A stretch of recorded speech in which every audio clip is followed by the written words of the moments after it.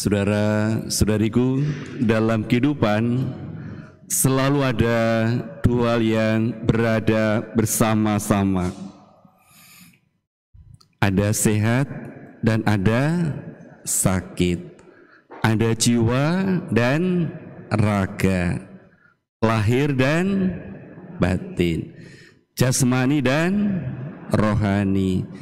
Ada orang benar dan orang salah, ada orang kurus dan orang gemuk, ya.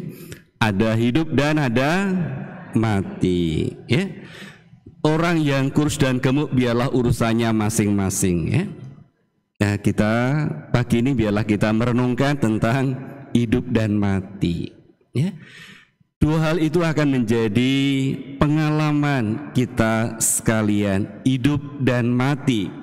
Kita semua merayakan kehidupan, tetapi juga ada saatnya kematian itu pun akan terjadi dan dialami. Kita merasakan, mengalami bagaimana pengalaman kematian itu real, nyata, dan ada.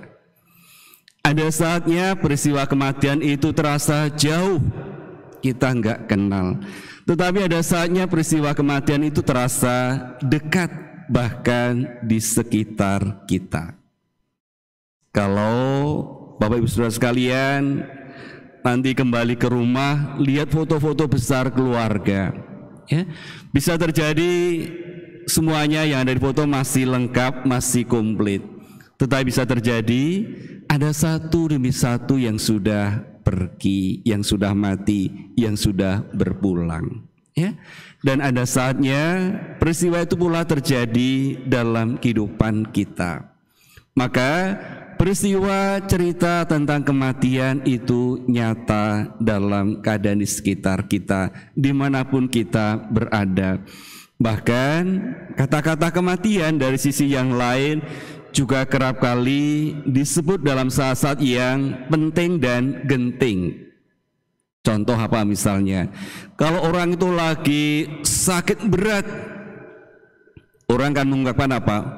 Oh, sakit sampai setengah mati. Nah, kalau orang lagi rindu, kangen banget sama seseorang, ungkapannya apa? Rindu setengah mati, ya. Kalau orang lagi sayang banget, wah, maka dikatakan sayangnya sampai mati, ya.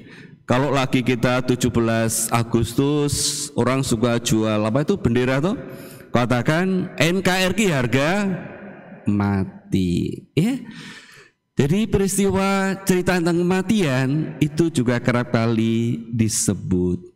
Maka kita juga hendak mengungkapkan bagaimana peristiwa kematian bagi kita orang Katolik bukan sesuatu yang menakutkan, menyeramkan.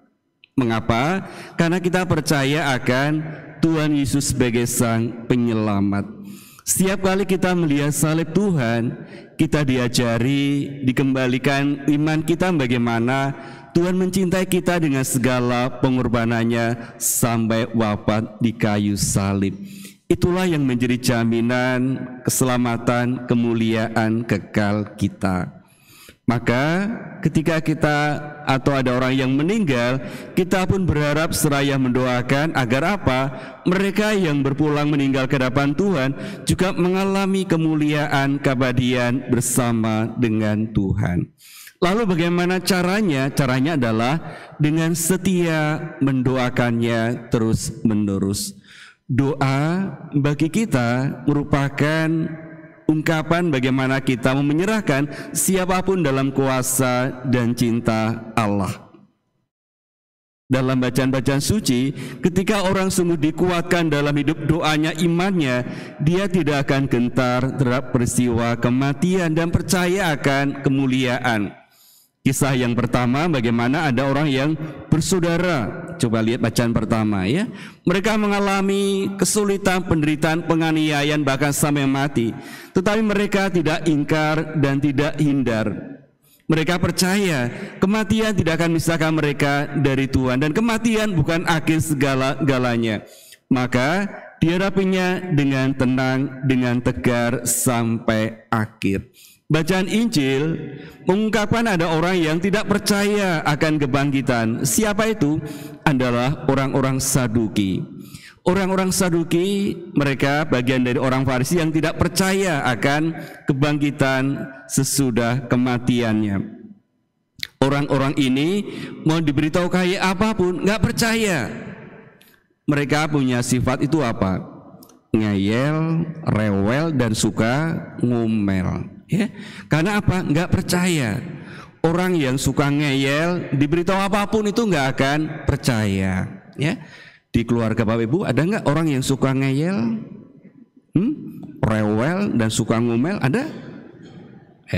Ya, itu biasa dalam kehidupan, selalu saja ada. Nah, orang-orang Saduki seperti itu, meskipun sudah dijelaskan oleh Tuhan Yesus, karena mereka nggak percaya, maka lalu mencari-cari alasan dengan cerita tentang bagaimana kisah seorang yang 7 orang bersaudara menikah dengan seorang wanita yang sama lalu nggak punya anak, nanti kedepannya seperti apa.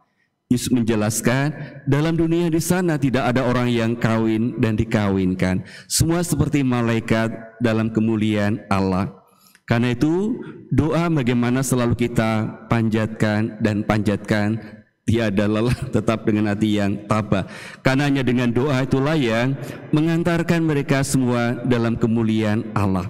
Tadi nama-nama disebut ya, banyak orangnya disebut. Berapa tadi jumlahnya? 1000 berapa? Ya, banyak sekali. Tapi namamu belum disebutkan. Ya, sabar saja ya. Jangan merasa ini, loh Romo kok nama saya belum disebut. Nah, ya, bukan ketinggalan, bukan lalai, tetapi belum waktunya. Ya, doa itu menjadi kekuatan penting. Ketika hidup terasa berat, syarat, terasa rumit dan sulit, doa lalu menjadi kekuatan kita sekalian. Dulu ada kisah tentang anak kecil, seorang anak pulang sekolah, ya, dia sampai di rumahnya, lihat ibunya itu lagi berlutut bersujud berdoa dengan matanya yang agak sembab, mungkin berantem dengan suaminya, ribut, ya.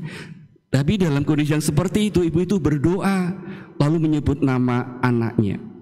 Nah, anak ini ketika dia besar dan ibunya sudah meninggal, dia mendapatkan kekuatan setiap kali terasa sulit dan berat hidupnya. Bagaimana ketika namanya disebut, dia lalu dikuatkan oleh karena doa-doanya, ya.